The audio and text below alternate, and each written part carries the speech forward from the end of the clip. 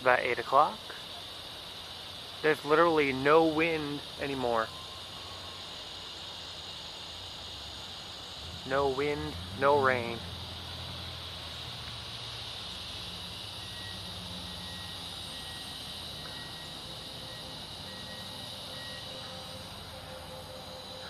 This part of town I'm in has no power.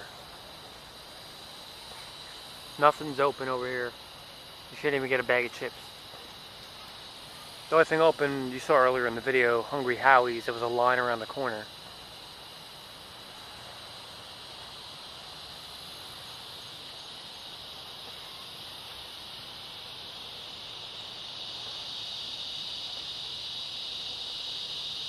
But we survived. It could have been much worse.